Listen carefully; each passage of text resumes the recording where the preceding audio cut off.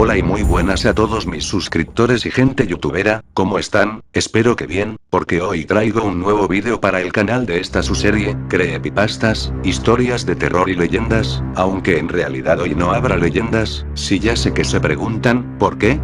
Y la respuesta es, porque no tuve mucho tiempo de buscarlas, porque no estuve en mi casa en estos días, así que ese es el motivo, pero no se preocupen que la próxima semana será todo normal, y casi me olvido de mandar un saludo a los usuarios. Víctor Ismael Rodríguez Carangi, Consuelo Cristal Salas Rojero, un saludo y un abrazo de mi parte, así que sin más que decir, pónganse cómodos, relájense, vayan por una botana o algo y que corra vídeo. El infierno en la tierra. Yo creía que otra vez todo venía de mis pesadillas. Y que, si bien me estaba despertando, aquellos terribles alaridos eran alucinaciones auditivas, pues aún padecía de cierta somnolencia propia de ese pesado estado de tránsito entre el sueño y la vigilia. No obstante, pasó un rato y los gritos persistían con una fuerza preocupante, como si no estuviesen en mi mente, y proviniesen del exterior de las paredes de este 12º piso en que tengo mi pieza. Eran gritos de muchas personas y en distintos tonos. Mujeres, hombres, adolescentes y ancianos. Alaridos que no solo reflejaban pánico extremo o desesperación, sino que en algunos casos expresaban palabras o frases, aunque yo no podía entender, ni me interesaba mucho, bien qué demonios decían, quizá por mi somnolencia. Y pues, vivo en el centro de la ciudad, en el 12º piso de un edificio alto, viejo y aburrido, donde a menudo, a pesar de estar bastante arriba de todo el ruido, me despiertan ciertos imbéciles que se ponen a pitar o a insultar sabiendo que el tráfico está congestionado y no ganarán nada portándose como animales. Eso es lo común, porque algunas veces ocurren accidentes de tráfico y los morbosos se aglomeran a ver si encuentran un poco de gore en vivo, o bien una ambulancia emite su desesperante sonido al no poder abrirse paso en la marea de coches, o incluso, aunque estas ocasiones son contadas, se incendia alguna casa o edificio en los alrededores. Vaya, y pensar en lo que me dijo la dueña del edificio cuando firmé el contrato de alquiler hace 7 meses. Es el centro, todo está muy cerca y en este piso hay una vista maravillosa de la ciudad, además de que aquí no llega el bullicio, sí, claro, no llega el bullicio, y los gritos que estoy escuchando, vieja estafadora, ¿me vas a decir que me fumé un porro y por eso los oigo? Algo así habría querido decirle a la dueña del piso si la tuviera aquí, porque todo el infernal coro, usó la palabra irónicamente, me seguía perturbando, aunque me llamaba la atención algo en la manera de gritar de esa gente. Una cosa extraña, que no conseguía entender bien qué era, ni por qué no entendía bien qué era, me parecía que tenían más profundidad que los gritos comunes, que la textura del sonido era un poco diferente, que las emociones que reflejaban tenían algo que se salía de lo normal. ¿Era eso, o acaso me estaba sugestionando y simplemente se trataba de una huelga u otro tipo de manifestación? Si era una huelga, ¿qué les estaban haciendo para que griten así? Si no era una huelga ni una manifestación, era un accidente de tráfico múltiple o algún horrible atentado terrorista cuyos heridos no dejaban de gritar. Si era algo importante como parecía, seguramente lo vería pronto en los noticieros de mediodía. Pero eso sí, no me iba a levantar de la cama, no con la pesadez y la somnolencia que tenía, aunque hacía un irritante calor que parecía de mediodía, cosa inusual en febrero. Quise intentar dormir un poco más pero fue en vano. La estrepitosa polifonía continuaba jodiéndome los tímpanos y la tranquilidad. Estando así, lo mejor que pude hacer fue afinar mi oído a ver si conseguía distinguir palabras que me revelaran la razón de tanto escándalo y caos. Al hacerlo, no distinguí nada pero sí que me terminé de amargar al percibir que un olor perturbador entraba por mi ventana. Quizá el olor ya estaba antes y la somnolencia, que ahora era mucho menor, no me había dejado percatarme de su presencia, o de su maldita presencia, para ser exacto, pues era el desagradable aroma de algo quemándose, que no era madera ni papel ni plástico ni nada que conociera. Ese olor no solo entraba por mis fosas nasales, que se habrían suicidado si tuvieran voluntad, sino que se filtraba por todos los poros de mi cuerpo, impregnándome con su asquerosidad. Me cago en su puta madre. Grité yo, ya fuera de mí, golpeando con todas mis fuerzas la pared que estaba junto a un lado de mi cama, tan duro que después tuve que insultarme porque casi me dejó sangrando los nudillos de mi mano derecha. ¿Cómo podía ser? Primero el ruido y ahora ese olor desquiciante, que se acabaría pegando en toda mi pieza si no me levantaba a cerrar la ventana, y sin embargo no, yo seguía allí acostado cual un Snorlax, el Pokémon que es un gato obeso, pasado de copas. Esto no puede ser peor, pensé yo ingenuamente, pues justo en ese instante escuché disparos de armas de fuego. Oh Dios, ¿acaso estaban filmando una película de acción o terror en los alrededores? No aguantaba más, no quería levantarme, e intentaba calmarme aferrándome a la absurda idea de la película, cuando de pronto el corazón se me subió a la garganta y los escalofríos me sacudieron por completo, haciendo añicos la ya reducida somnolencia que me quedaba.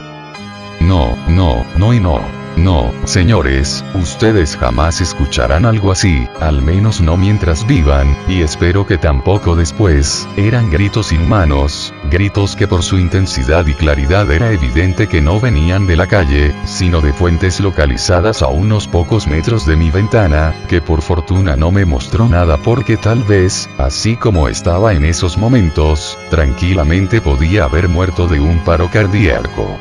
Yo solo les diré algo. Busquen horas, días enteros si lo desean, busquen las voces guturales más infernales que puedan encontrar en el black metal o algún otro género salvaje como el agrotech, y ni con eso conseguirán algo que sea la mitad, no se diga más, de aterrador de eso que escuché.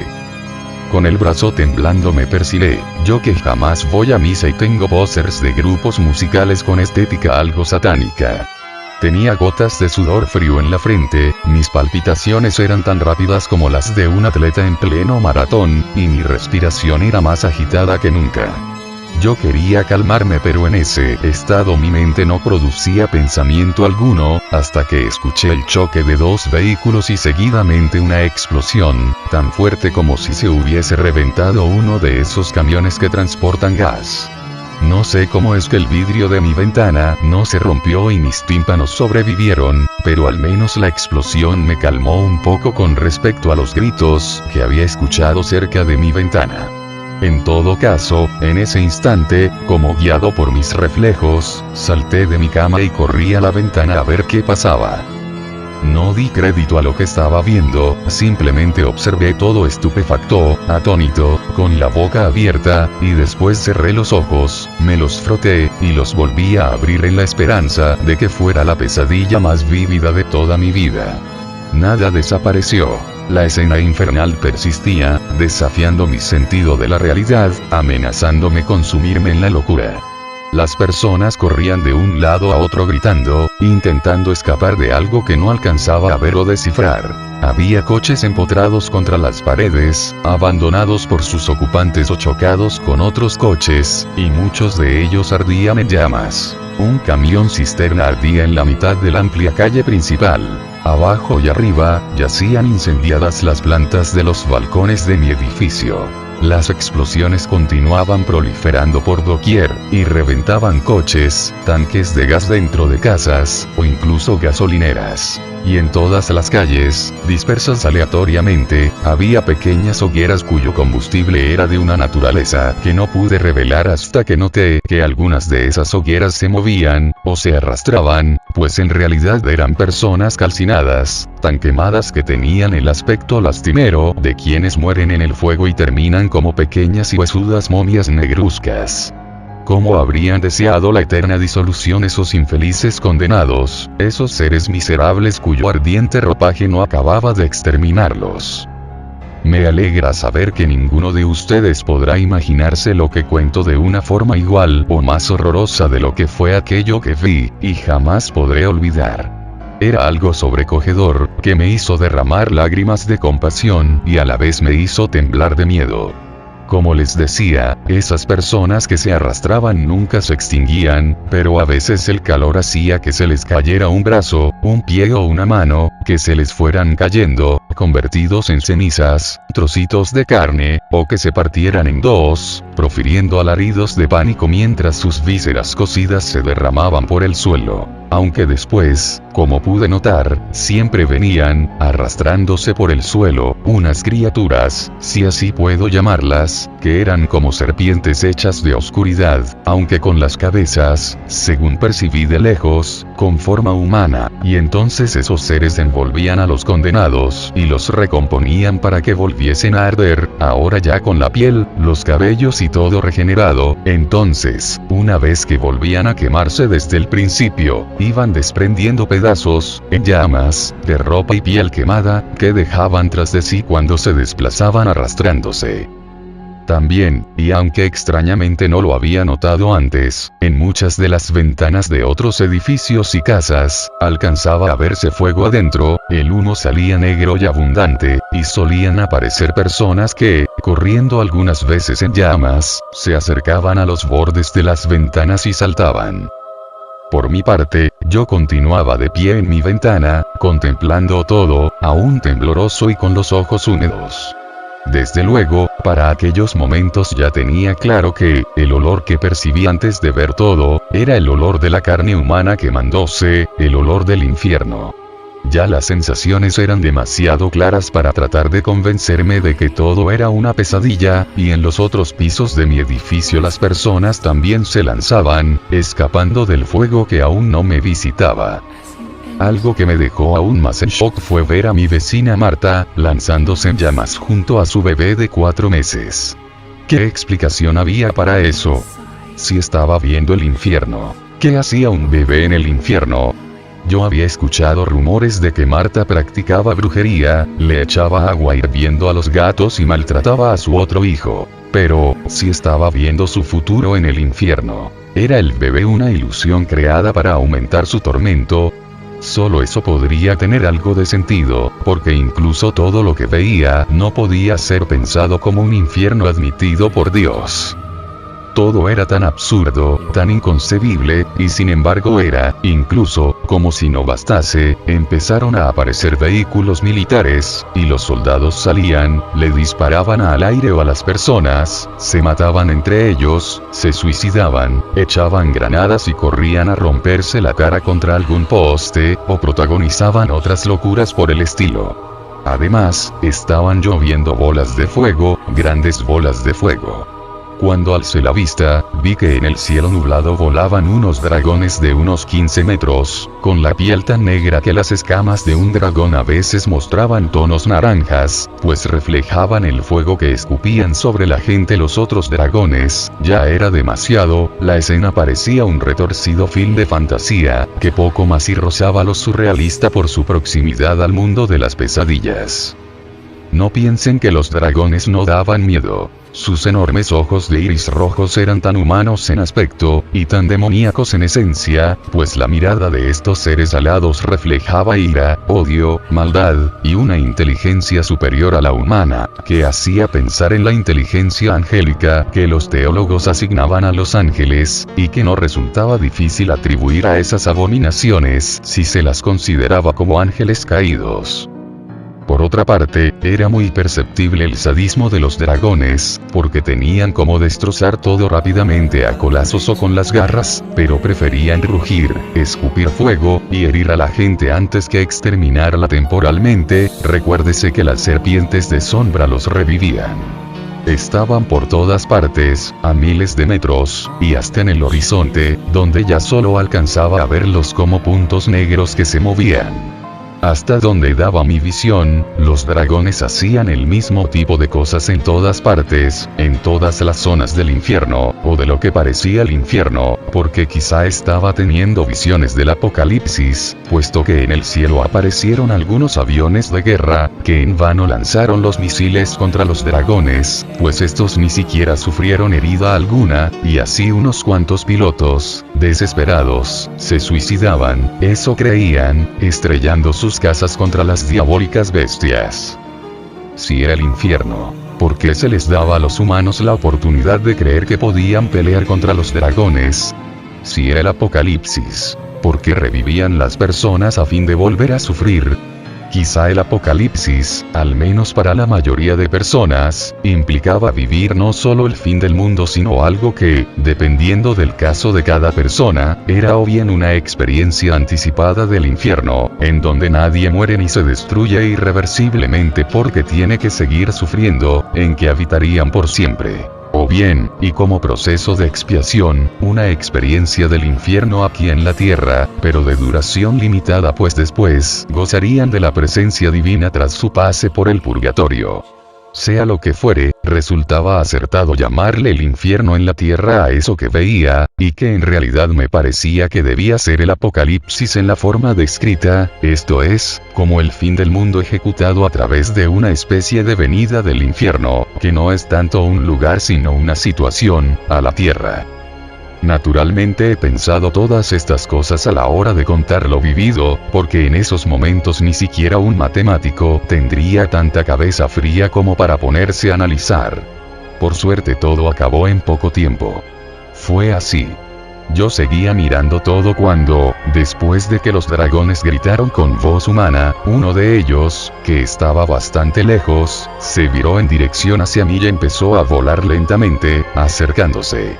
Quería correr pero ni siquiera podía voltear la cabeza, era como si una fuerza misteriosa me obligase a estar quieto, esperando lo peor. Lágrimas de intenso terror brotaban de mis ojos a medida que el dragón se aproximaba, aunque estando a unos 3 metros se detuvo, me miró fijamente y entonces, súbitamente y velozmente recordé las mayores maldades que había cometido en vida, a la par que sentía gusanos invisibles moviéndose adentro de todo mi cuerpo. Después mi mente volvió a lo que estaba viviendo, y el dragón abrió su enorme boca, mostrando sus colmillos enormes y delgados, dispuestos en hileras al igual que un tiburón. Lo último que recuerdo es el intenso resplandor naranja de ese torrente de fuego, y el calor insoportable y distinto a todo cuanto había conocido. Un calor que te quemaba cada célula antes de destruirte, un calor que no era solo físico sino también espiritual, pues yo que toda la vida me pregunté en dónde diablos estaba esa estúpida fábula del alma, yo sentí entonces por primera vez a mi alma, ardiendo en las llamas implacables del infierno.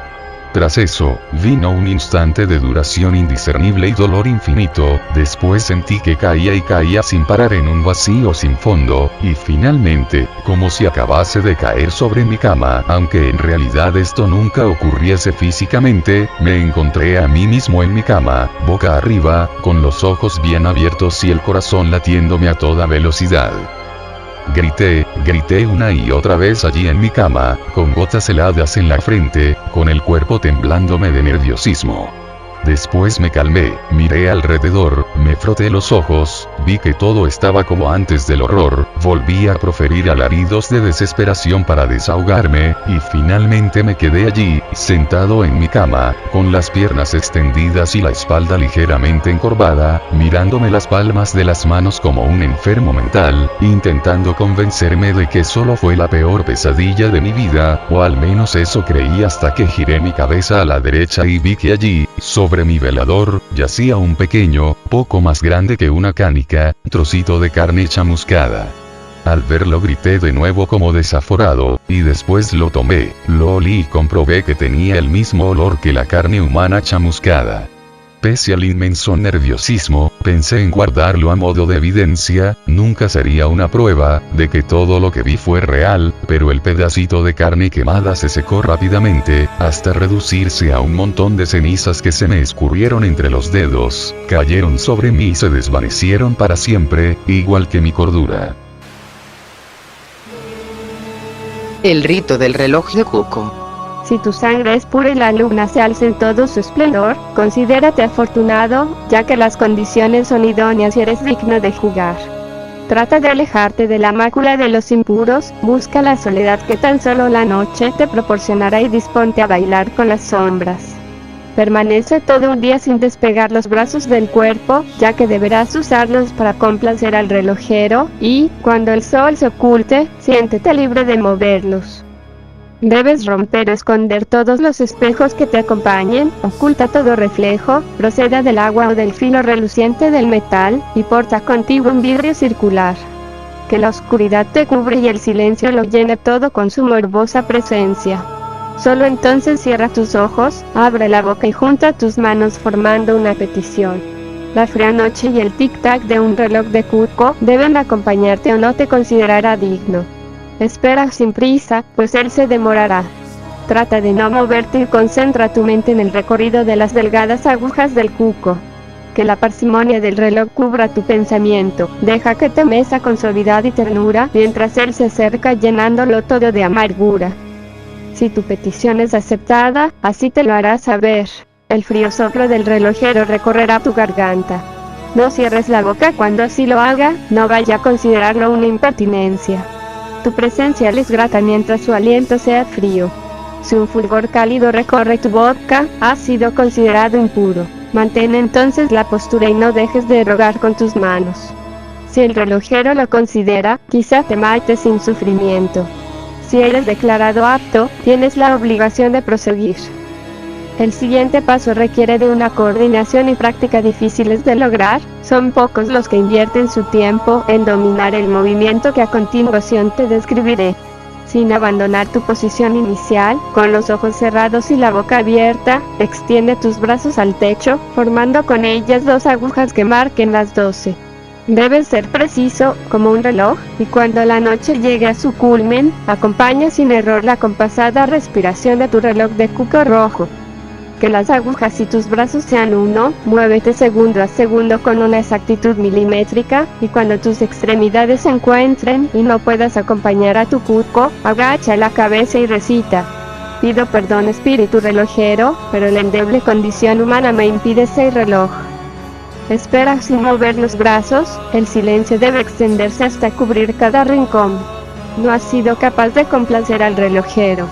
No importa cuánto lo intentes ni con cuánto ímpetu realices los movimientos, no serás capaz de completar un solo minuto. Sentirás el desprecio y el odio hasta casi palparlos. Deberás ser castigado por el relojero. Recibirás un único golpe, con el que serás marcado de por vida. Ten cuidado de no gritar ni gemir, el relojero desprecia a los débiles, y tú aún debes demostrarle que eres digno de su don. Es entonces cuando debes armarte de valor. No cuentas con el favor del relojero, él te desprecia y te considera un ser prepotente, que lo ha convocado sin ser digno. Debes, entonces, mostrar tu humildad y derramar tu propia sangre. Usa un cuchillo afilado o cualquier objeto cortante. Sé rápido y preciso, no te lo pienses mucho, a él no le gustará. Corta tu dedo más largo y tu dedo más corto de tu mano más útil y no pronuncies palabra alguna. Ni gimas ni muestres dolor. De hecho, esfuérzate por parecer feliz mientras te seccionas los dedos. Has demostrado valía, ahora mereces un premio. El relojero no dudará en otorgártelo cuando completes el último paso. Coloca los dedos cercenados sobre el espejo que debes traer contigo. Debe ser circular y grande. Deposítalos en el centro formando con ellos dos agujas. Con tu propia sangre, escribe en latín los números que componen un reloj, del 1 al 12, y guarda silencio de nuevo. Contempla el espejo intensamente, desafíalo con tu mirada. Obsérvalo e intenta no parpadear. Llega entonces lo más letal del rito.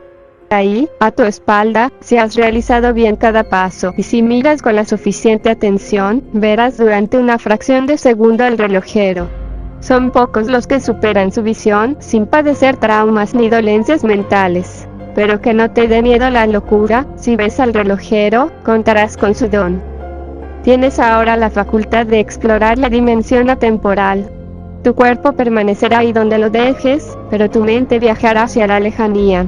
Pocos han descrito lo que reina en ese mundo, tan solo se sabe que permanecer demasiado tiempo en él cambia a la gente. Mientras permanezcas ahí, tu cuerpo no se corromperá. Lo que parecen años en la dimensión atemporal son en realidad milésimas. Cuando retornes de ella, el tiempo no habrá transcurrido en tu realidad. Muchos de los poseedores del don del relojero no retornan jamás de esta dimensión, y su cuerpo simplemente se marchita. Pero esto únicamente ocurre si decides quedarte allí indefinidamente.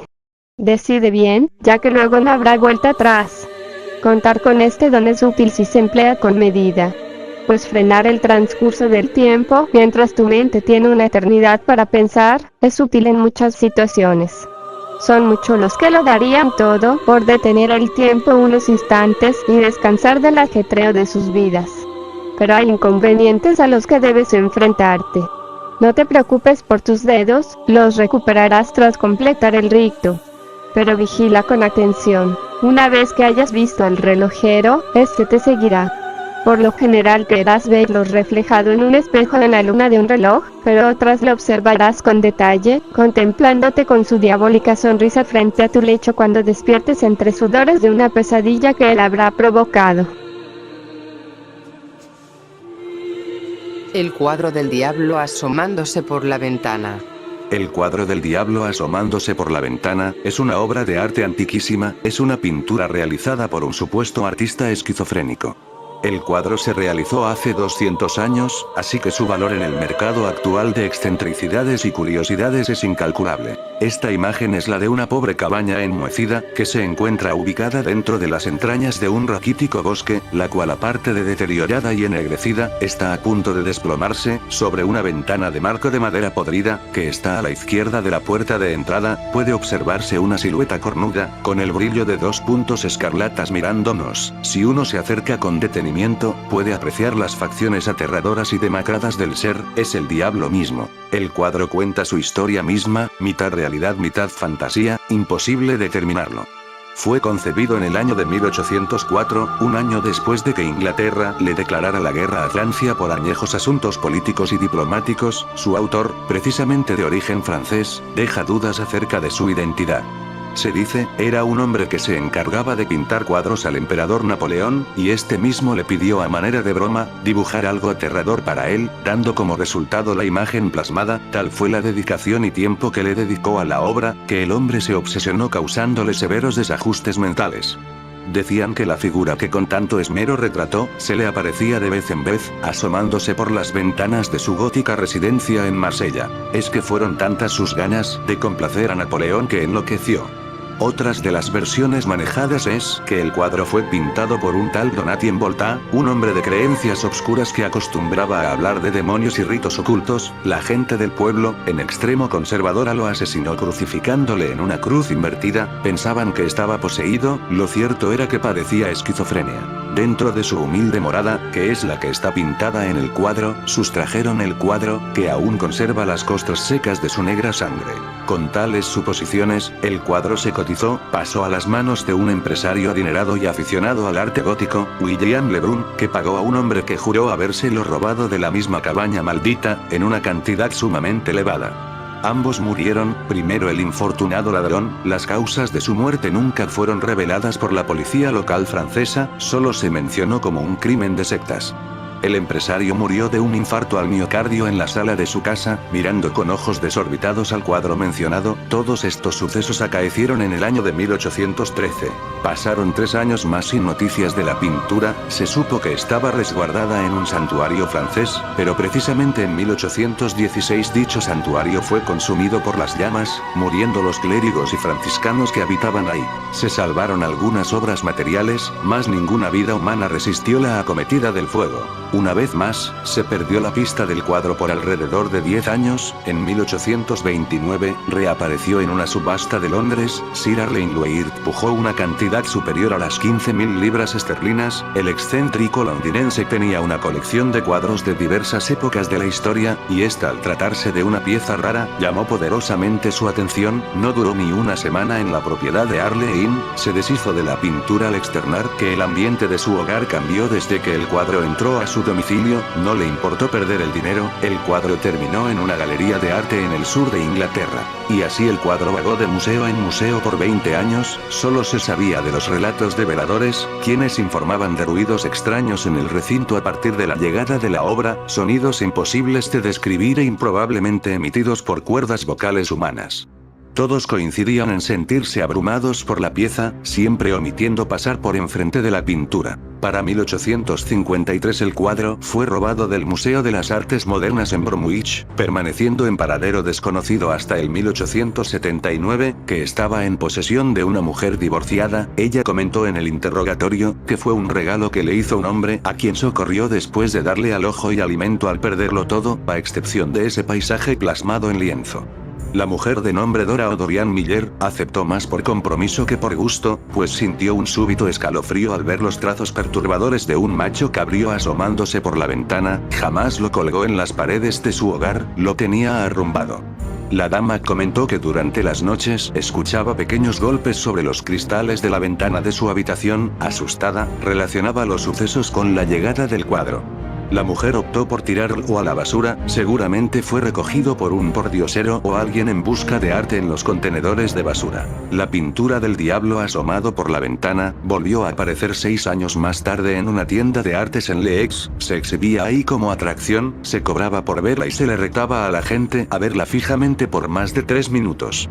Después se perdería el rastro de ella nuevamente. Para pasados los 1900 aparecería la imagen en un hogar de los Estados Unidos. Una familia norteamericana poseía el cuadro que colgó en las paredes de su comedor. El jefe de familia enloquecería a las semanas de obtenerla, matando a su esposa e hijos de 7 y 6 años respectivamente. El criado que sobrevivió al ataque relató que el endemoniado amo utilizó un hacha para llevar a cabo la masacre. Cuando las autoridades llegaron al domicilio, el hombre ya se había suicidado con veneno casero para matar arañas. No se supo más del cuadro. Volvió a aparecer en la frontera sur de Estados Unidos. Del lado mexicano, la revolución y los hombres de Villa habían saqueado pueblos norteamericanos. Un caballero acaudalado cambió dinero y municiones por la extraña pintura. La identidad de su nuevo dueño tampoco es clara, solo se sabe que su apellido era Montealba. El cuadro atrajo el morbo de su comprador, quien conocía la historia del cuadro, retuvo la obra por muchos años, hasta que perdió su fortuna y enloqueció a causa de múltiples y bizarras alucinaciones. Y como en muchos lapsos de la historia, el lienzo se volvió a perder, nadie supo de él, rumores acerca de su locación iban y venían, incluso se dudaba de su autenticidad, se convirtió en un tesoro extraviado, la gente hablaba de la obra como si fuera un fantasma, la misma iglesia desmentía su existir. Ojalá eso fuera cierto. Al cumplirse 200 años de su primera adquisición ha vuelto a Francia, y para ser más precisos, ante un Lebrun. Es por eso que relato la historia del lienzo. La pintura llegó a mí hace una semana. El Museo de Artes de Saint-Étienne me llamó para comunicarme un hecho sorprendente. En un cateo a barcos piratas en las costas del Reino de Mónaco, fueron incautados diversos objetos robados, desde joyas, obras de arte plásticas y pinturas. Envuelto en papel manila, se encontraba el cuadro del diablo. Sin lugar a dudas, los criminales no tenían idea del objeto que poseían. El Departamento de Cultura francés, conociendo de mis investigaciones acerca del lienzo, optó por entregármelo por un período de 30 días, con el fin de completar los estudios acerca de tan misteriosa obra. El mismo cuadro que mi ancestro había comprado hace 200 años, estaba de vuelta. No supe cómo reaccionar ante la imagen, el verla me petrificó. El cuadro que había perseguido por años, ahora se presentaba enfrente de mis narices.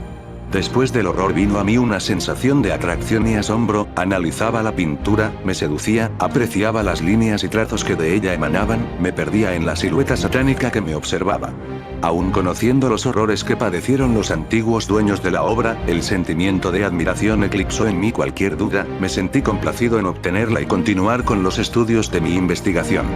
Cierto es que es aterradora, pero también cierto es que es atrapante. Ahora mismo permanezco sentado en el sillón individual de mi sala, he colgado el cuadro en mis blancas paredes, sus colores oscuros y deprimentes me transmiten angustia. Escucho ruidos en la ventana del comedor, sé que alguien la golpea sin cesar, algo o alguien quiere que pose mi mirada a través del cristal, los impactos se tornan violentos, no paran, no se interrumpen, pero mi mirada está concentrada en el cuadro, observo la cabaña vieja de maderos podridos, está rodeada por los troncos de muchos árboles petrificados y finamente pintados. Y en esa espeluznante y profunda ventana, con marco de maderos ennegrecidos y aberrantes, debería estar un macho cabrío, solo que ahora, ese espacio del obscuro del cuadro, está vacío. La visita nocturna. Dos chicas jóvenes, Adriana y Katy, eran mejores amigas de toda la vida. Desde niñas, siempre habían estado juntas casi como hermanas. Esto no cambió al crecer, ya que decidieron estudiar en la misma universidad, y al irse ambas de sus hogares donde vivían con sus padres, alquilaron un apartamento para las dos en un edificio de al menos 28 pisos. Las chicas estaban fascinadas al haber obtenido su alquiler en lo más alto, siendo la vista muy hermosa. Adriana por el momento solo atendía a sus estudios, sin embargo Katy ya tenía un trabajo el cual era un poco complicado al ser de madrugada. Ella salía a eso de las 10 de la noche, y regresaba hasta el día siguiente. Era un trabajo de limpieza en un edificio que permanecía abierto 24 horas, así que Adriana se quedaba sola durante toda la noche.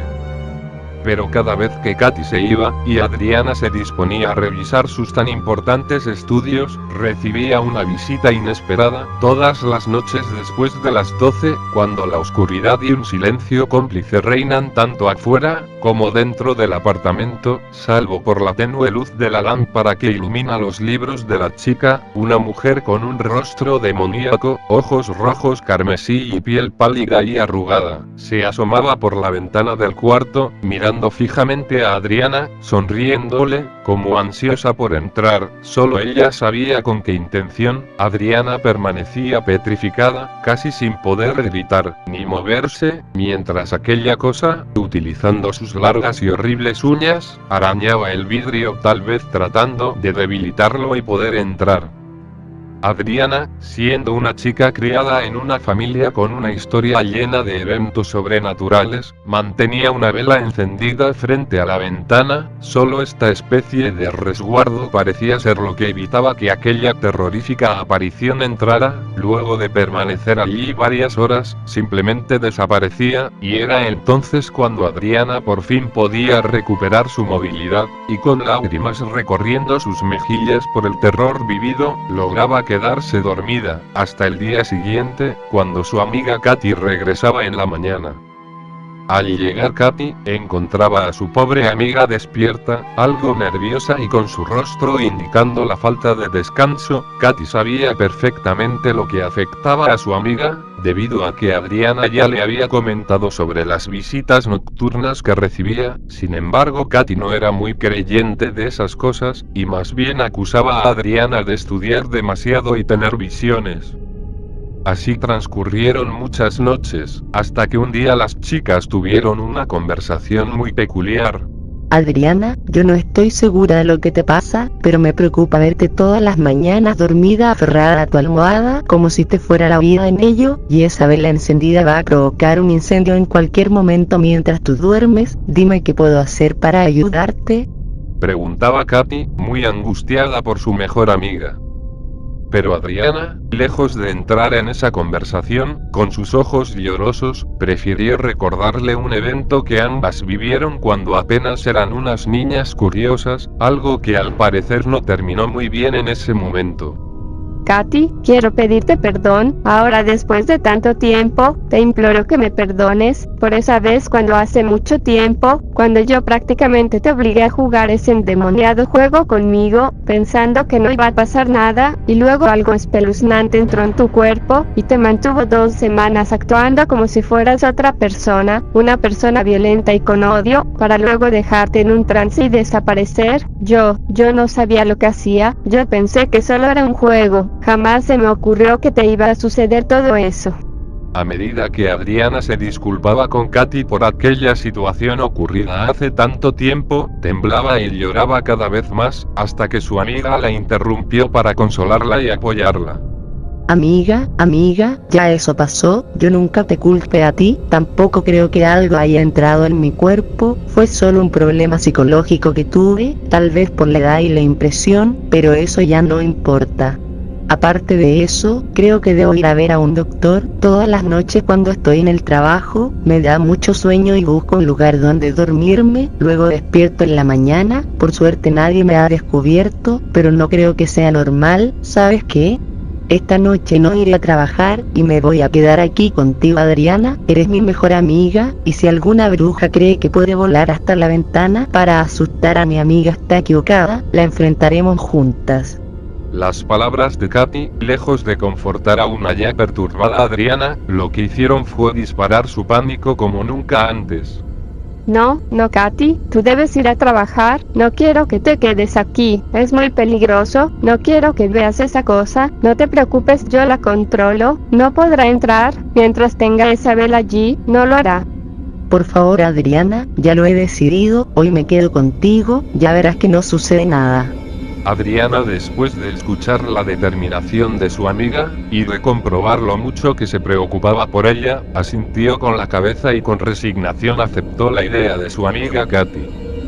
Ese día las dos chicas conversaron, rieron y pasaron un momento increíble. Era como si Adriana estuviera despidiéndose de Katy, pero sin decirlo. Al llegar la noche, ambas se dispusieron a dormir, no sin antes Katy darle un último resguardo a Adriana. Amiga, esta noche yo te cuidaré, pero si ese demonio llegara a entrar, tócalo con esta cruz que me dio mi abuela hace mucho, lo quemarás seguro, y se irá. Adriana empuñó la cruz con algunas lágrimas en sus ojos, mientras Katy se quedaba dormida, pero Adriana, antes de hacer lo propio, misteriosamente escribió una nota, la colocó sobre su pecho, y se durmió. Nuevamente el silencio se apoderó del cuarto justo a la medianoche, y Adriana fue despertada por una sonrisa macabra que provenía esta vez desde dentro, muy cerca de ella. Al retirar lentamente la sábana que cubría su aterrada mirada, pudo ver a aquella horrible mujer, mirándola fijamente, y con la vela que tantas noches la había protegido sosteniéndola en sus huesudas manos, para luego apagarla de un soplido. Adriana, como de costumbre, no podía moverse, y aquella cosa se acercaba más y más a ella. Sus largos brazos y manos la tomaron por el cuello, evitando que el aire pasara a su garganta. Los ojos de Adriana se desorbitaban y sangre salía de ellos mientras era ahorcada con enorme fuerza. Lo único que pudo hacer antes de morir fue tocar la frente de aquella cosa con la cruz que le dio su amiga, logrando que el ser que la atormentaba la soltara y se retirara dando un alarido infernal. De igual forma, Adriana murió.